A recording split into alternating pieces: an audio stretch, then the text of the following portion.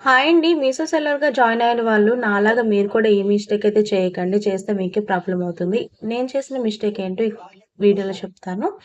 క్లియర్‌గా వినండి. ఈ 2 పార్సెల్స్ ఏంటని అనుకుంటున్నారా? ఈ కొరియర్ చూసారా? నేను పట్టుకొని కూడా చూపిస్తున్నాను.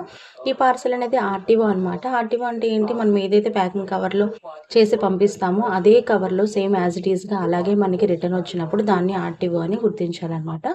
సో, ఇదైతే ఆర్‌టిఓ వచ్చింది. ఇంకొక పార్సెల్ ఏంటి అంటే, ఇది నా మిస్టేక్ వల్ల మిస్టేక్ జరిగింది.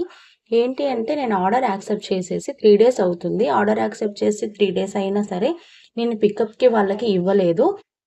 డెలివరీ బాయ్స్ నాకు కాల్ చేసినప్పుడు, లేదింకా పార్సెల్ అనేది రెడీగా లేదు. 3 డేస్ తర్వాత ఇస్తానని చెప్పాను. 3 డేస్ తర్వాత నేను కాల్ చేసి, పికప్‌కి రండి, రెడీగా ఉంది పార్సెల్ అని చెప్తే, లేదండి మాకిక్కడ షో చేయట్లేదు.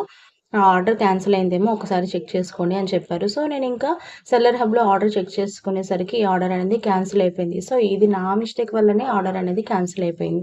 అందుకని మీరు కూడా ఇలాంటి మిస్టేక్ అయితే మీరు కూడా చేయకండి.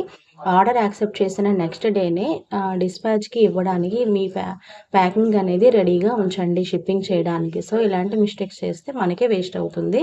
సో, ఇలాంటి మిస్టేక్ చేయకుండా మీరు కూడా ఉండండి.